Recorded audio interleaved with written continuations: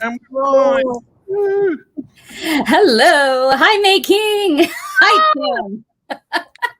Now, May King joined the select group of people who have appeared twice on the show. And that's because now she is rebranding as a hat model for Christelle. Other hats are available, but this one is amazing because it says love is my superpower, and it is, and it should be everyone's superpower. So go and get this hat right now. Because part of the proceeds go to an incredible organisation to help domestic violence. So go and get it right now. Yeah. How did I do, Christelle? Did I do well? Great. But this leads into May King being a FOMO creator. Exactly what it beautifully illustrates what you do. I love it. Now you're taking the turn into hat FOMO as opposed to conference FOMO that you used to do.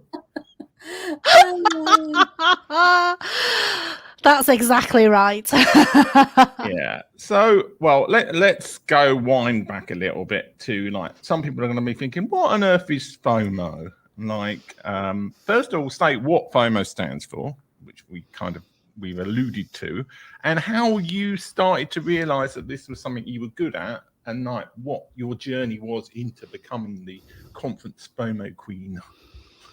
I love this question. So FOMO, for you who are not down with the kids out there, FOMO means the fear of missing out. And it's a term that it started to get into the Urban Dictionary now. And in fact, when I first declared myself as a FOMO creator, I did actually get a few messages of people who said to me, FOMO? I don't want FOMO. I want JOMO. I want the joy of missing out.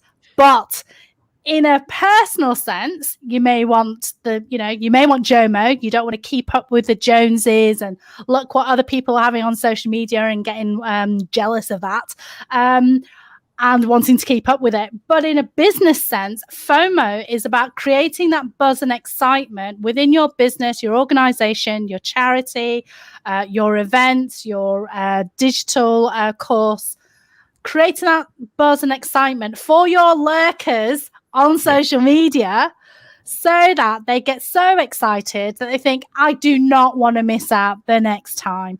And that's what FOMO is. So as you quite rightly said, Tim, I'm the FOMO creator. So I help to generate that buzz and excitement for business owners, for events, conferences, digital challenges. And that's what I do. Yeah. And you do it before and during. If I've kind of noticed. And something that's interesting about doing it during is conversations that are happening. You can kind of keep the conversation going, which I imagine helps create FOMO for the next conference. Wait a minute, there's conversation I want to be part of. That's exactly right. So Tim asked a question, which I'll address before I go into your point, Christelle, which Tim's question was, how did I get into creating FOMO? Well, quite by accident, actually. It was because I was generating FOMO and buzz and excitement for my own business that other people approached me and said, hey, can you do this for us too? And I said, yeah, sure, why not? And that's what I did. And yes, there are three types of FOMO. There's pre-FOMO, there's live FOMO, and there's post FOMO.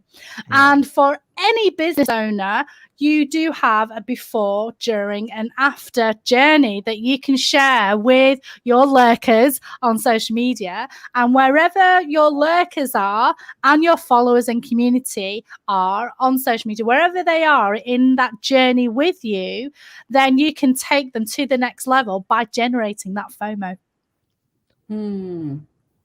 Yes, and I've seen you do it quite brilliantly in all the ways. And even after you attend an event or you're on a show, you'll keep the conversation going. You'll actually go into your Twitter or your social media and illustrate various points that you picked up on, and you tag, and everyone's part of the conversation and wants to be part of the conversation. That's exactly right. And I think that's that's a really key part of an event or a challenge, or something that you're building up to, is those conversations, like you said.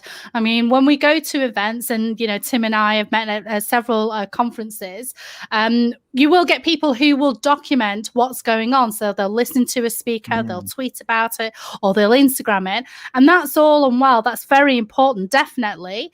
But conversations that are happening with the people who are attending, and that being online, that sort of gives that a feeling of what the event is all about. And if people are excited and buzzed about that event, then people won't want to miss out.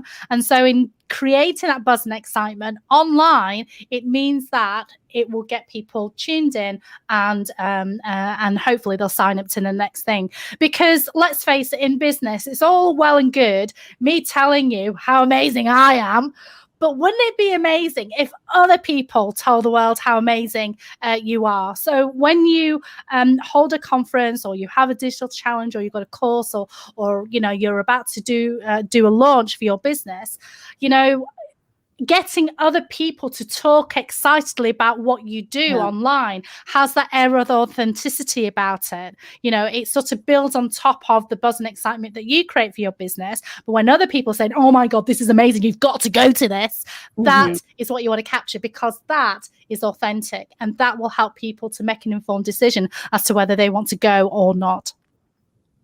And I imagine this would work really, really well, not only with conferences and business launches and that kind of thing, but I'm thinking of my past experiences with nonprofits and fundraising and people who are launching new creative endeavors even.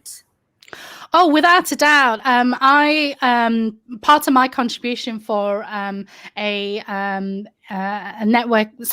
charity event that I did. Was it this year, last year? It's all gone into a blur. I can't remember.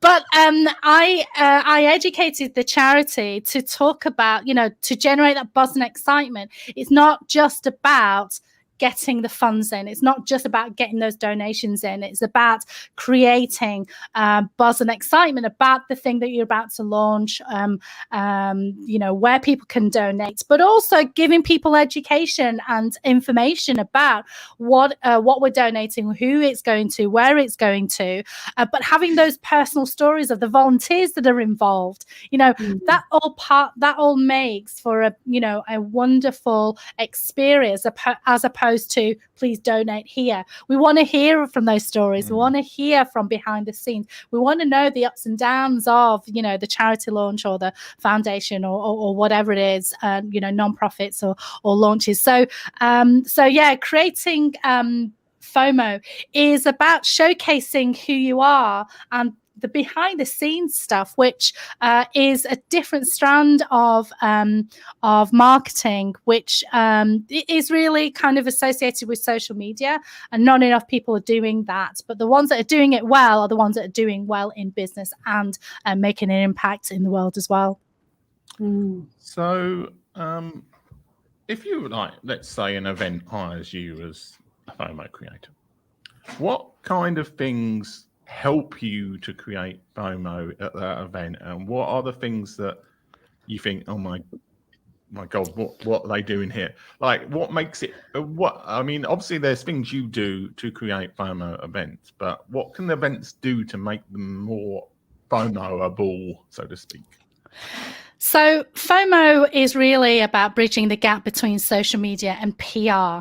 And if you think about the PR element, what is going to show your event in a good light? What value are you bringing to the people who are going to come?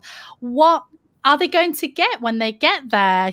So it's not just about the, it's not just about the speakers or the sponsors. It could be about the lunch. It could be about the lanyard. It could be about the networking opportunities. But showcasing more than that, the full behind the scenes, the backstory of how it got built and who's involved, and showcasing the people that are involved. Shining a spotlight on other people as well as the event organizer as well. Those are the kind of things that are really important. And it's incredible the number of conferences that I've gone to where, the food is actually the most Instagrammable post compared to, something that the speaker has said. Different pictures and videos can make an impact on different people. So varying your live social media content, which is what I generate for my clients, is really important. Yes, the speakers are important, showcasing their what they've taught, showcasing the sponsors and the value that they can bring. But are there any fringe events that are happening? Are there any musical interludes that are going on? And, what did you have for lunch? Was there a decision that had to be made when you were booking the event? Maybe asking the people, which event should I go for? Just getting people involved. Those are the kind of community building FOMO-tastic piece of content that you can generate. And for one of my clients that I worked with, I worked pre-FOMO for 3 months in the lead up to live FOMO. So we generated FOMO and built a community and built the numbers and made it about the attendees. Ooh. She frozen for you as well. Yeah, I'm not frozen. So okay, we'll wait. Hopefully we're making to come back. This is such great information, though, Tim. I'm thinking of specifically for, like I said before, nonprofits, people I know who are starting creative endeavors. We don't realize those stories need to be heard. I mean, I can't tell you how many nonprofit fundraising events I was part of where something like this could have created buzz because you keep telling the stories. How is this impacting? It's particularly true for nonprofits, actually. I mean, the funny thing is I had an answer in my head to my own question, which was conferences that don't have a hashtag. That's one of my bugbears whenever I go to one. Oh, yeah. So she'll probably pop back in, I would hope. Do you need to tell her to pop back in? Let's change it. Yes. Well, this isn't interesting. Well, it's like the only time we've never had a guest drop before.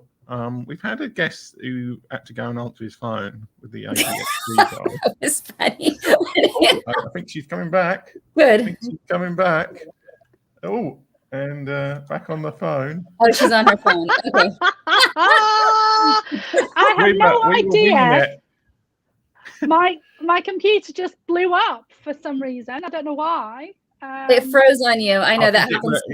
It was missing out on blowing up. I was just saying while you were scrambling to get your phone working that conferences without hashtag is something that it's one of my personal bugbears where they don't have a hashtag. Yeah, absolutely. Conferences without hashtags is such a missed opportunity. I think traditionally for events and event organizers, they work so hard in trying to get people there, and then they arrive, and then on the day of the event, it's almost like they've breathed a sigh of relief. Oh, it's finally here.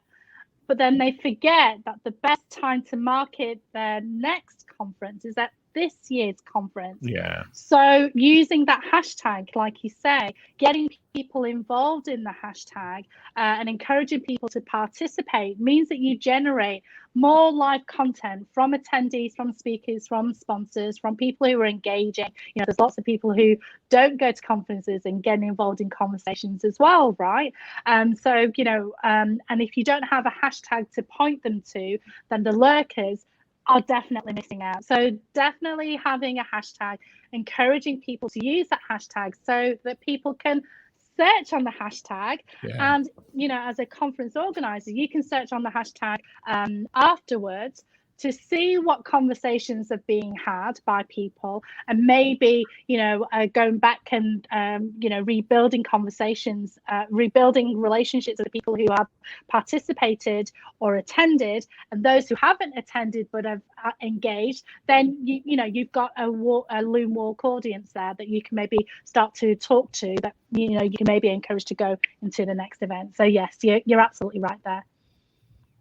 Yeah, and I'm not sure how I want to pose this question, but it's more challenging than it looks like, which is why it would be so important to hire a FOMO creator, because yes, we can keep putting the hashtag on the screen, but what if we had someone who is completely focused on that, creating the buzz, finding the stories, to explain that a little bit more in detail, Mei King.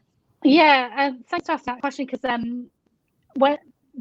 in fact, Tim's first question of how did I get into it is quite funny, because I've been live tweeting for many years for myself, for other people, and in fact, I think you might have been there, Tim. There was a conference where an event where I was actually on the speaking panel, and I was actually tweeting whilst I was on the speaking panel, and I could absolutely feel in the audience these eyes burning, dirty looks on my face, because I could see them judging me, thinking, what's she doing? She's on the panel. She's being so rude. She's on her phone. But when it came to my turn to speak, I actually said, oh, by the way, just so you know, I'm live tweeting. So I was tweeting what the other speakers were saying, because their words of wisdom were incredible. So the founder of that event, he actually came and talked to me afterwards. He says, how do you do that? How do you live tweet, like constantly? In my head, I was thinking, well, that's because I'm female. I can't do two things at once. But actually, when he pointed it out to me, I did actually have a look at the tweets that were going on within that conference, within that event. And I realized the quality of my tweets were far superior to the others, and also at a more constant rate. So, I can, for virtual events and in-person events, I can tweet from anything from 548 to 1,376 is my personal best at a conference. And I also create Instagram stories. I create LinkedIn posts as well. So just being able to have someone dedicated to listen out for those golden nuggets at a constant rate is tiring. And thinking of those different creative live pieces of content to post on a constant on my clients' accounts is actually a skill. Other people told me that. I didn't realize that until I started doing it for other people. So hiring someone is definitely, if you've got it in your budget, definitely do that, because most conference organizers who don't think of hiring somebody, they'll think, oh, I'll do the social media, but they're running around ragged. Trying to organize everything else. They may do post at the start before the attendees come in, but when the event is actually happening, you haven't got time. You have not got time to hire not your social media manager, but someone who is able to create live content constantly on your account for the hour, 2 hour, 4 hours, 7 hours, however long your event is. I would go as far as to say, not if you have a budget for it, but if you can budget for it, look ahead and see the value in this, because it's just like you said, you're not only creating buzz now, but for your next event and for your organization as a whole. Absolutely. And, when you get attendees telling the world how amazing your event is, you want to capture that. And capture that on video, capture those quotes, capture those tweets, Instagram stories, and so on. And that can be used as, as marketing for your next event, which you can, sort of start thinking about. But a lot of people miss out on that opportunity because they think, because it's tiring. It is tiring to, to organize an event and market it. And on the day itself, they think, oh, I can sleep now. But actually, the work is only half done. Yeah. So I mean, this is a little bit late in the day now because we're starting to open up again. But what are the differences between doing FOMO for a live in-person event when those happened and a virtual event? I mean, the quantity definitely reduced for me personally. I could see that there was a reduction, but only because I used a different medium. So when I was in person at an event, I could literally click my phone, tweet it, or Instagram story it. That's it. But at a virtual conference, of course, I had to take a screenshot from my computer and then post that, because using your phone to take a picture of your computer, it doesn't have the same effect, especially because I'm doing this for my clients. I want to make do a good job. So it took a few seconds longer to do that post compared to in person as well. And also, it's a lot more tiring, right? Where Zoom fatigue is a thing, isn't it? Yeah. And so sitting in front of our computer for a long lengthy number of time has had an impact on people. And so again, having someone dedicated to be able to extrapolate the key pieces of live social media content to post on a constant basis for an hour, 2 hours, 4 hours, 7 hours, however long your event is really key. So the technology that the tools that I used were different, and also the energy as well. I call myself an ambivert, which is, I'm a part introvert, part extrovert. Tim thinks I'm an extrovert pretending to be an introvert. That's what he said to me in a previous Twitter space. There might be an element of truth in that. I don't know. But the point is that when I am in the presence of other people, I am energized by them. And so I am able to produce a lot more content from them, and I'm having great conversations, and and I've got opportunities to interview people and so on. At a virtual event, I need to generate my own energy, and I have no one to interact with as such. So with the virtual events, what I've been doing is a lot more pre-FOMO.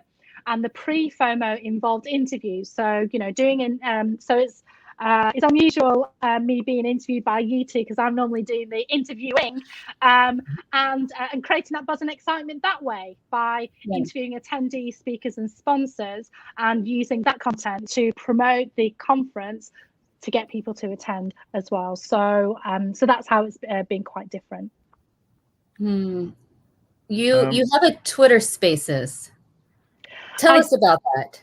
Are you still doing your weekly meetings on Twitter Spaces? Yes. So every Wednesday at 5 p.m. UK time. 5 p.m. UK time. It's UK time, what is it? Well, this is 9 a.m. Pacific time and 9 a.m. Pacific, midday, I think, Eastern. I'm not entirely sure about that. I'm doing a bit of maths in my head. So yes, I've been experimenting with Twitter Spaces and just having a conversation with people, and it's fantastic. Clubhouse did its thing, and it was great for some people. My personal experience was not as positive as others.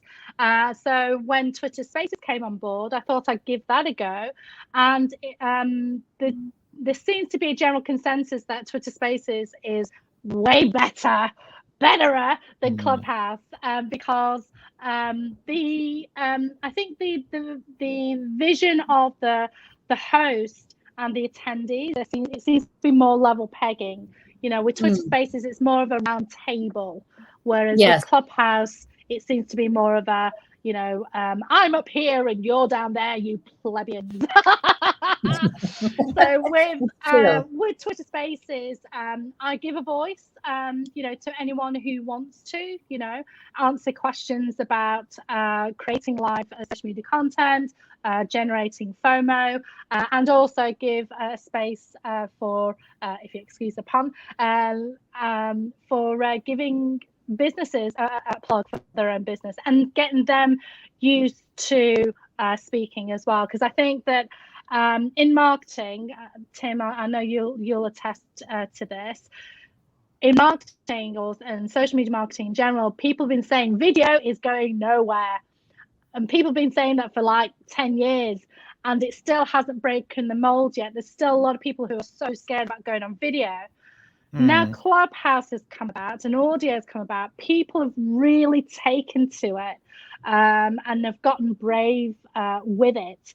And I feel that there is still time and space for video for people who are brave enough to do that. But for those who are wanting to step out of their comfort zone a bit more by showing their personality a bit more, but are still scared as you like on video, then audio is the next place to go. And Twitter Spaces enables you to do that. Yeah. Tim, I'm looking at you. I was gonna my next question was about Twitter Spaces, but you took the question. I stole his question. You stole my question. But here's the thing, Tim, is you've been in her Twitter Spaces, and it's been quite fun to join in when you both are having your conversations and chatting with everyone. I mean, I think that's something that's true with Twitter Spaces. It kind of helps to have somebody else who will turn up at the beginning, because otherwise it could be like you're just sitting there. I think that's true for a lot of mediums, actually, especially conversational ones. But yeah, I do actually love Twitter Spaces. But I think they've actually got access on this account now. But it's the actual doing of it. I mean, I think Twitter Spaces are very useful though, because I think, not meaning to give your business secrets away, I think you have got clients out of your Twitter Space, haven't you, making? So for a business, it is a useful medium, or at least in your experience. I think that's true, isn't it? Yeah, definitely. And and I think the innovation that's gone behind Twitter Spaces has been phenomenal as well.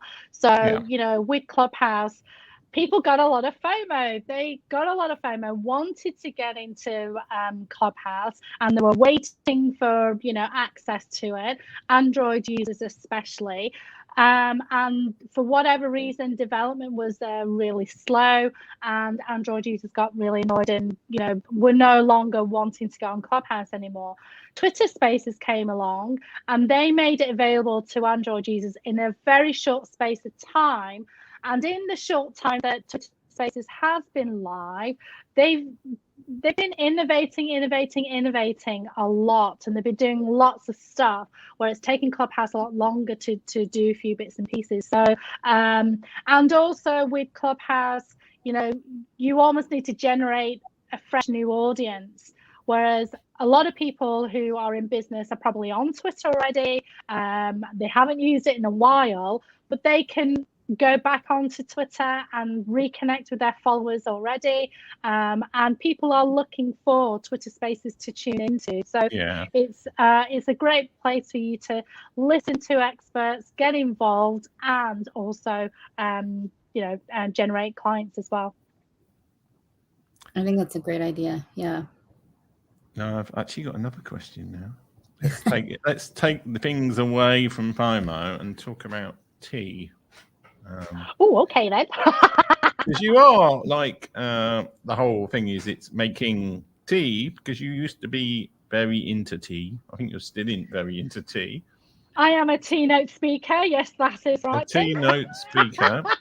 So let's ask a question. If you had to recommend somebody one tea in the world, which tea would you pick? You can't do that. Let's not do that question. What is the question? Like, let's be meta about this. So, I'm not going to ask you that question, but what is the question you would ask people to work out what tea you should recommend them? I would ask them about their other drinking habits and what kind of flavors they like, because I think that I mean it's difficult to put people in a pigeonhole. Really, I don't like pigeonholing people. That said, you know, if people are are creative in their drinking habits, you know, if they like really robust red wines, you know, it's the spicy berry notes, you know, that kind of stuff, then I'm more inclined to you know, recommend something that's equally as robust and so on. People might be wanting to drink tea because they're wanting to cut down on caffeine or wanting to have an alternative coffee. So again, I would ask them, you know, what kind of flavors do they like? Because a lot of people will say to me, commonly asked question is, well, I need to get healthier. I don't like that green tea stuff. What else can you recommend? And the thing is that all tea actually is healthy, but it needs to be incorporated as part of a healthier lifestyle. And we all know this, but we still all want that magic pill, don't we? We still want that thing that will help us to lose, you know, 10 kilos in a day without dieting or anything like that, and without exercise. And it, you know, it doesn't happen like that. So, I like to have a conversation with people about their drinking habits, what they do, what they like, what flavors, before I go recommending a tea, really. Okay, so I have a very American question for you, May King. Is there a proper way to drink tea? Oh yes, with the pinky up. Yeah, you should go for your mouth. Yeah, any other way of doing it is not allowed. Is there tea, cream, then sugar? Is there, I mean, that whole conversation. It's funny. So the tea, the milk before or after tea, it was actually a question. Well, it was generated because back in the 17th century, when tea was first introduced into the UK, milk was poured in first to protect the bone china, because if you poured hot water on it, it'll crack very quickly. So that was why you would put in milk. But if you put in milk before, it also meant that you were upper class as well. So when I was growing up, you know, my parents didn't have 2 pennies to rub together. We would always insist on putting the milk afterwards, because we don't want to waste our milk. We want to make sure that we have the right amount. So when I was growing up, if you put in milk before, you were considered rich as you like, and if you put in milk afterwards, it was a working class thing. But now it's kind of common sense. Really, you know, if you put too much milk in before, then you might have ruined your brew, because you know you might put too much milk in, and you've only got, you know, a cup or a mug amount of tea to put in. So it's you know, it's just being sensible by putting in the milk afterwards, I would say. Okay. Apparently, your family put in milk in afterwards. So really? I think that was on some TV program I saw there. I think it was Paul Burrell, who was Princess Diana's butler, who said that. So, okay. That were her conscious thought or not, I'm not sure. Oh, amazing. Well, this is always a fabulous time to chat with you, May King. Always fun to hear just your liveliness and your joy. You bring so much fun and energy to our show every time we have you on, and we'll keep asking you. I don't think we can have her on every week, Christelle. We'll keep asking. We love the energy. May King, where can our friends find you? Well, they can find me on all the socials as Making Tea, as it says there, or LinkedIn, Making Tsang. You know, creating FOMO for your own business is not exclusive to event organizers. It's applicable to anyone who wants to make an impact in the world. And so if you're not sure how to generate that FOMO, come and talk to me, and I can give you a bit of a handy hints about that. And tomorrow, in fact, tomorrow would be a great time to meet you. What, Wednesdays? Did you say Wednesdays your Twitter space? That's right. Yes. Thanks for the plug. Yes. Wednesday, 5 p.m. Twitter Spaces, 9 a.m. PST, I think. Yeah. Okay. So do come along, ask your questions there, and if you want to plug your business, you can more than welcome to do that too.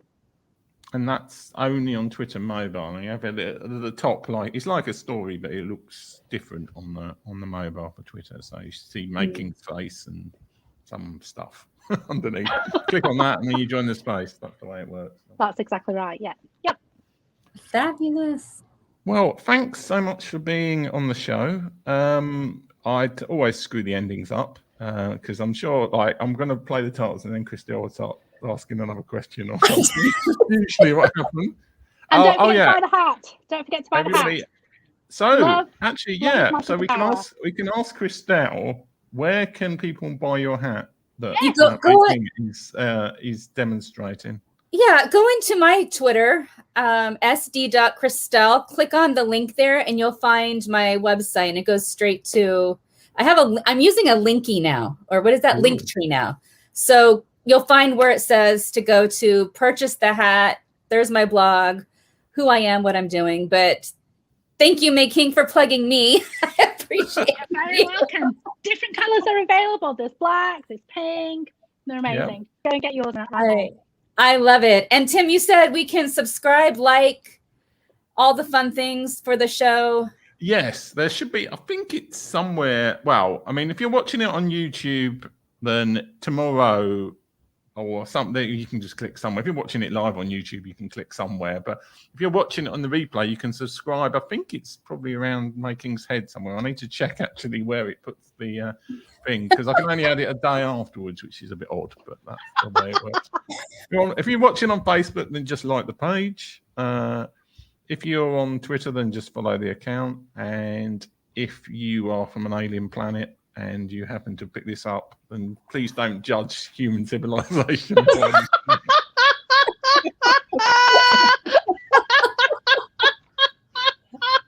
Anyway, I think it's time to play the outro. So this is just about the time where Christelle's going to say something. Bye, everybody.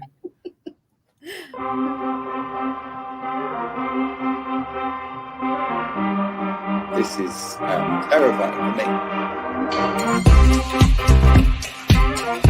I've made more money in the last 3 years than I did in the previous 7. Cliche shit.